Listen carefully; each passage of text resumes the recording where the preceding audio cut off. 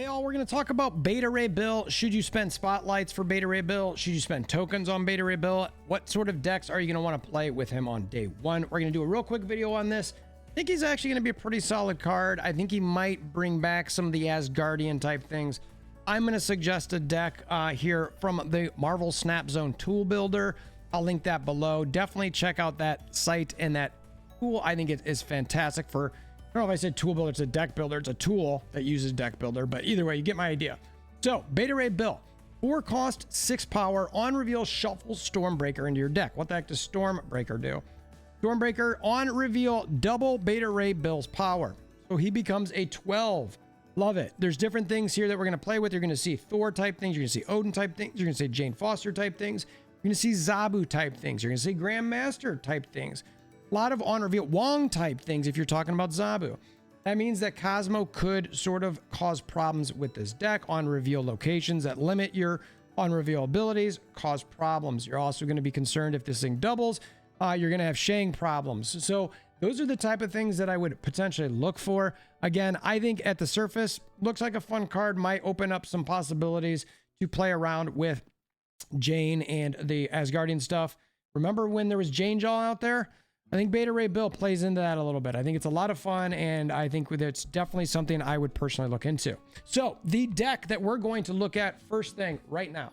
So we're going to have 2 decks we're going to show you. This first one I call Hydra, Asgardian, WakandaLAND. And anytime I sort of create a deck myself, I throw my name at the end of it. It might be similar to others, etc. But this is one that I wholeheartedly just sat on this tool builder and said, let's put these things together. What I've got here, I mentioned Zabu earlier because we've got multiple 4 cards. We've got Wong, we got Beta Ray Bill, we've got Iron Lad, and we got, that's it. There's 3. So I think Zabu to try to get things potentially earlier. You don't have to do that because you're already trying to probably play Thor on 3, but I think regardless, you always want things cheaper any chance you get it. Grandmaster is here because you've got Thor, you've got Beta Ray Bill, you've got Black Panther, you've got Odin. So maybe you slam Odin down on a 0 on something early. Maybe you've got a Jane Foster you can play at a certain time. Maybe you want Black Panther to hit. Maybe you want Zola to hit again. I don't know. You decide. So what I like about this also is that I've got Sunspot here. I wanted a low-cost card to potentially play early because there is the chance that maybe you might not fully use every point on every turn. And I didn't want to use Nebula. I wanted to take advantage of points being used. You could certainly use a Nebula type, but I was trying to find something lower cost to help the curve here.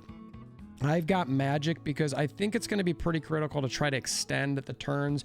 That means you're going to have to be careful of the any storms, any legions, anything that a reality stone that could change that. Iron Lad, I just figured honestly, you copy another card, you play that card, you get multiple 0s out. Those things are, I think, the way it should work. I mean, I guess I haven't done this yet, but Iron Ladding, Beta Ray Bill or Thor, something like that. And then does that Iron Lad double? Then Jane, obviously, to bring those 0s onto the board or into your hand. And then Black Panther, Zola is sort of a kind of fallback if need be. It's like, look, I don't have a lot of stuff going here. I want to Black Panther, I want to Odin, and I want to Zola it. I just have 3 cards I'm going to play because I've magicked.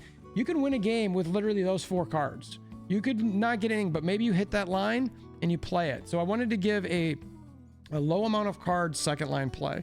And then obviously Wong could just help you get things bigger if you want to be. You could certainly dish Wong as well. But this is the first deck that I wanted to mention. And then as I mentioned earlier, there's Jane Jaw type stuff. And I wanted to bring something back with this. So very similar deck with the Grandmaster, Thor, Wong, Beta Ray Bill, Jane, and Odin. So we're not going to talk about any of those cards. What we've added here is Lockjaw. So back in the day, a lot of people played Jane Jaw, and they'd feed their 0s into Lockjaw last turn to try to bring some stuff up while building up their Thor. So we're leaning into that again. We've got Wasp is obviously in here. We've still got Grandmaster, as I mentioned.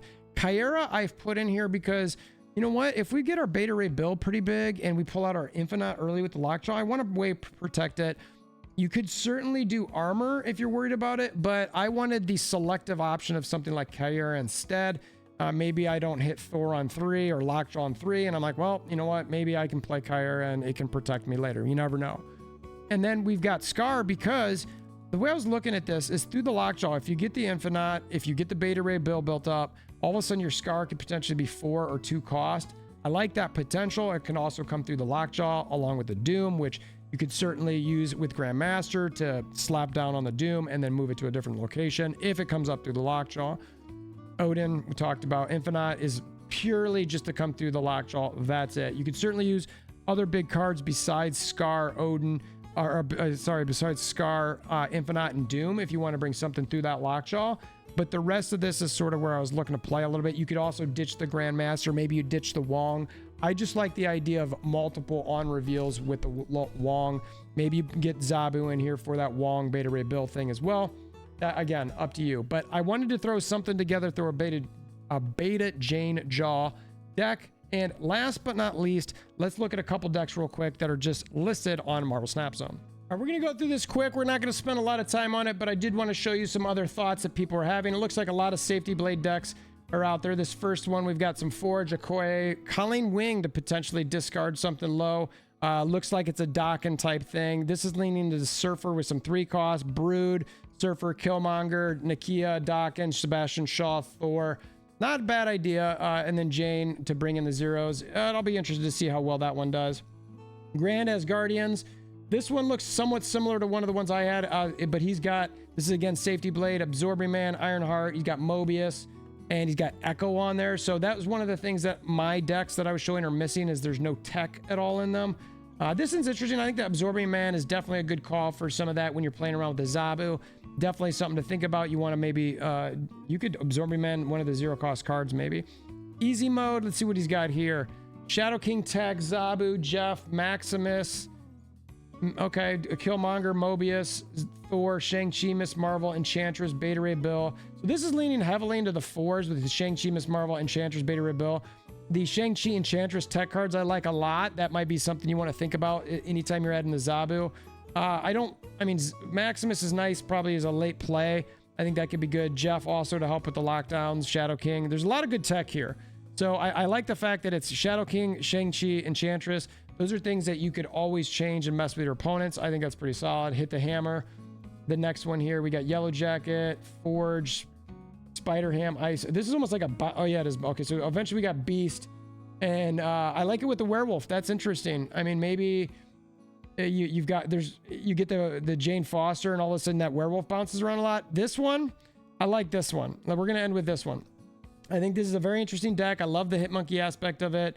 You could certainly beast things up and around and get some big points out there, as well as build up that Hitmonkey. So I like this. This one, we'll end with this one. I might throw this one into the deck list as far as once we play it. If you want to see some of this gameplay in the future, please think about hammering down like button, subscribing, all that sort of thing. Before we get out of here, we want to show whether we think you should open up Spotlight caches or spend tokens on Beta Ray Bill. We've got a graphic out there, easy skip, good niche, solid, save for. This is just sort of the categories if you want to maybe open for this part or not. Save for does not make save for, but it does make solid. So Beta Ray Bill is right here in the solid category. It's a with Galactus and Elsa Bloodstone. I think if you don't have Galactus, it's a nice card to get for any new players out there. Elsa Bloodstone has severely fallen off the map, sadly. I think they nerfed her too much into the ground. I think that they made her too powerful, then made her too weak. I think that's one of the things the games needs to work on.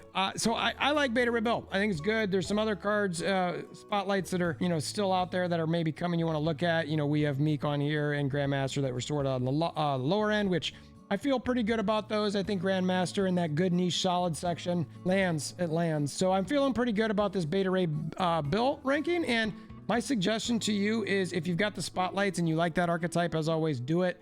I would definitely open for it and try to get it that way. Tokens, 6K tokens, I don't know. I guess if you have a bunch load saved up, that's the balance. You got a bunch of tokens saved up, you're running out of spotlights, use the tokens. I think the tokens for this type of card probably is going to be worth it, and I think it's going to be a lot of fun. So what are you going to do? So next time, we hope you have a wonderful day.